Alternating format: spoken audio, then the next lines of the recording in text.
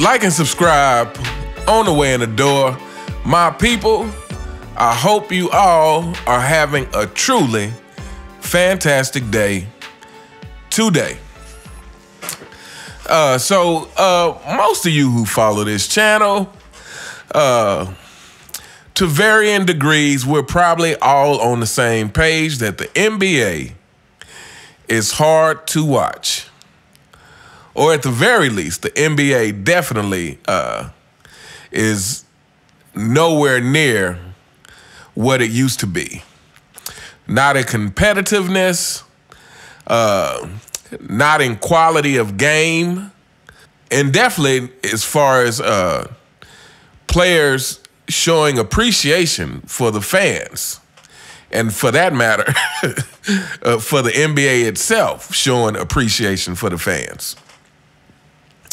The NBA is totally different now.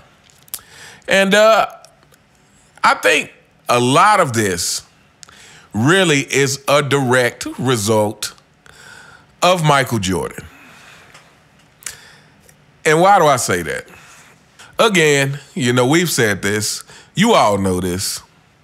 We know this. Everybody knows this except the fanboys. Michael Jordan took the world on such a basketball high in the 90s that everybody's been trying to replace it. Now, the NBA, from a business standpoint, has been trying to replace it. And I think the biggest mistake that the NBA did was abolishing the hand-checking rule. I think that was the single biggest mistake. Now, as probably most of you know, they tried to modify it. I think it was in '94. And that was after Jordan retired the first time. Why did they want to modify it? Because they needed to keep the game exciting. And,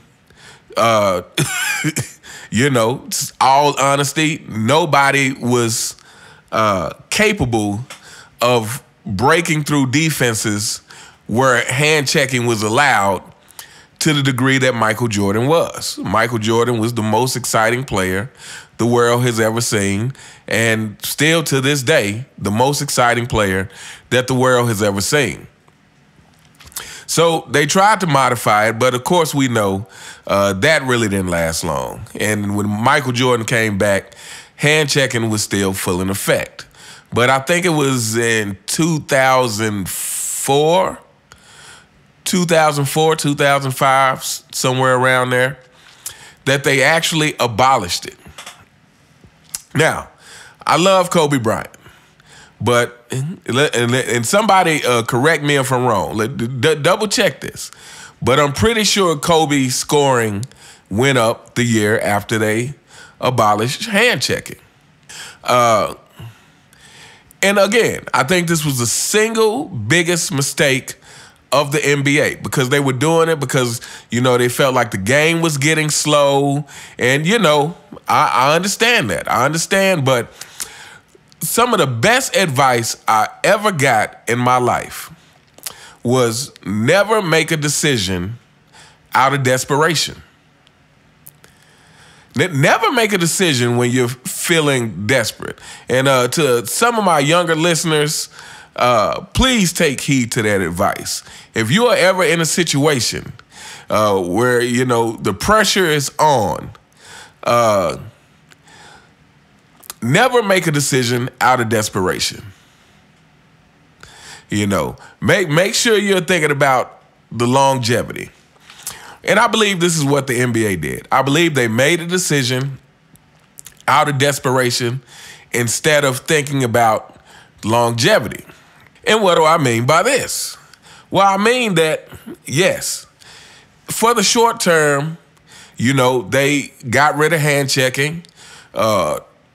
Scoring went up. You know, it allowed guards who couldn't penetrate to be able to penetrate and make the game look more exciting, and the ratings went up. However, what the NBA failed to realize is that grinded out defense is what created the beast that was Michael Jordan.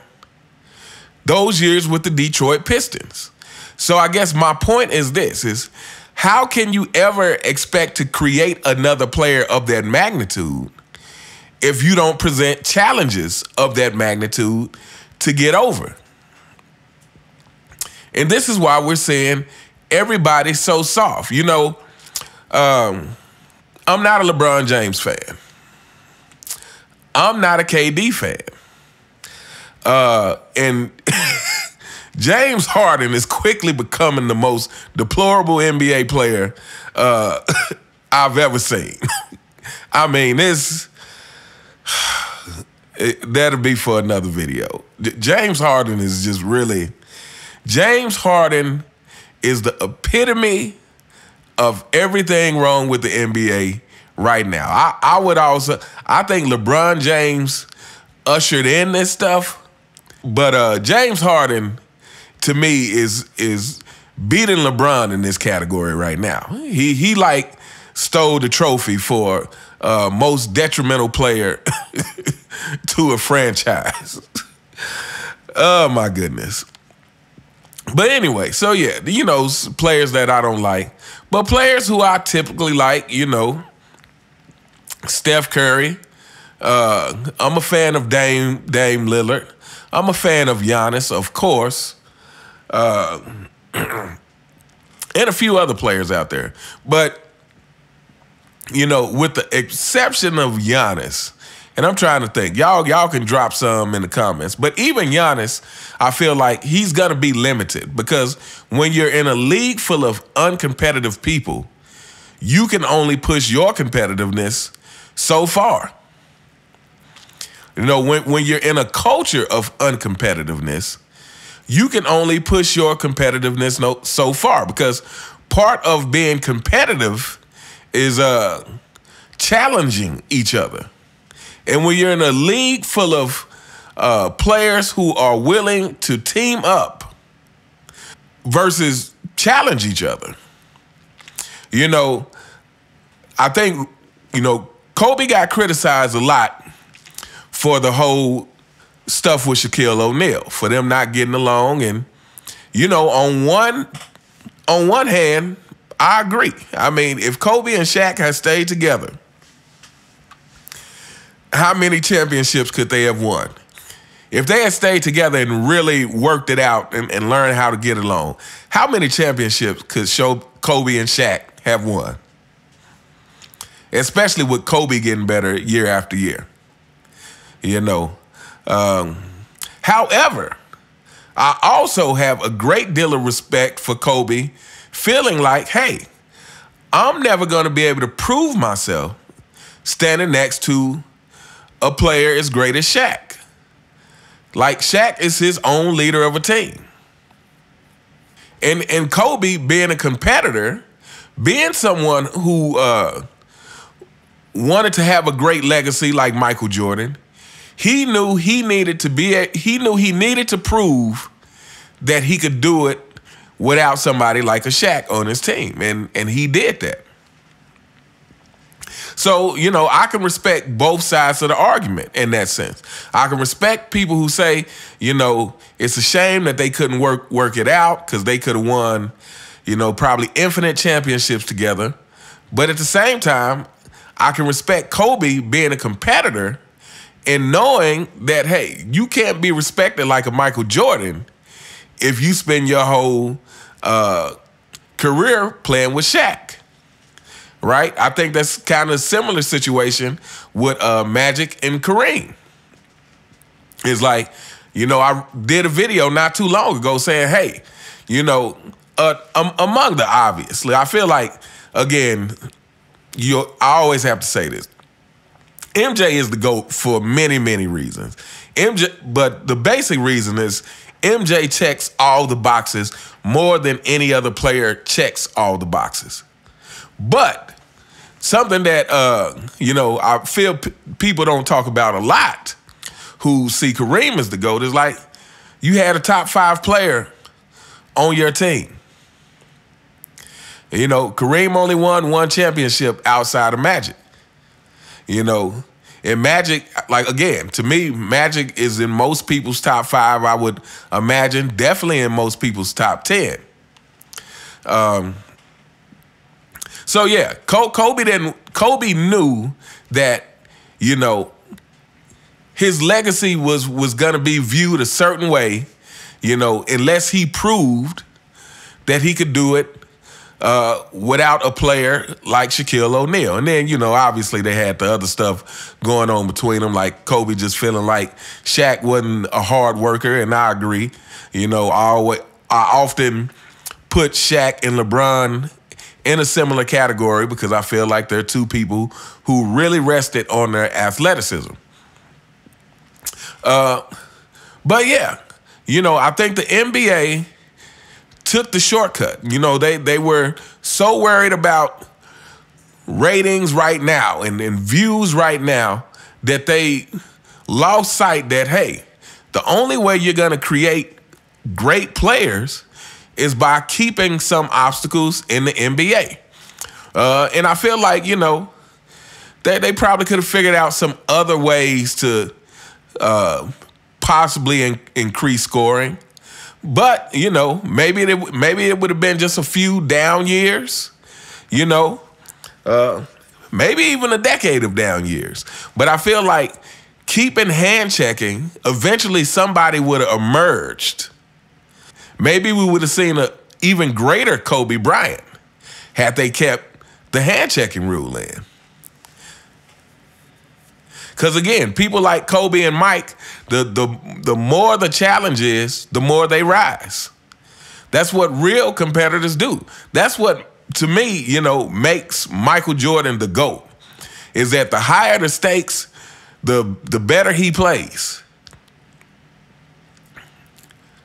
The higher the stakes, the better he plays in comparison to everyone else.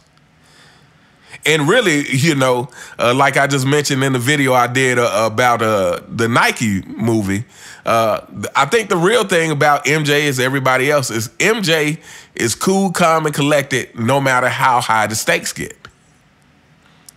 While everybody else is feeling that pressure, MJ is still cool, calm, and collected. Game on the line, you know, clutch time, whatever the circumstance, MJ stays cool.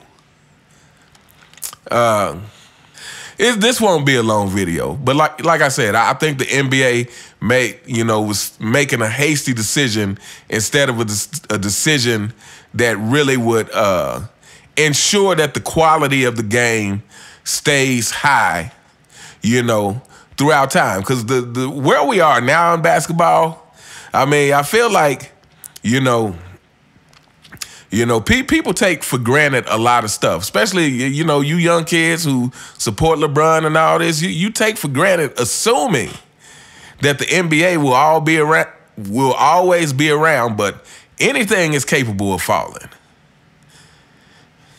Like, if you live long enough, you recognize that anything is capable of falling. And if it falls, then everybody will be like, wow, I never thought that the NBA could crash. But I mean, I feel like we're seeing signs that good times are not on the horizon. I mean, ESPN layoffs and all that, and ratings being down, and just, you know, again, with you young kids, it seems like you guys are more fans of the players than actual basketball in teams.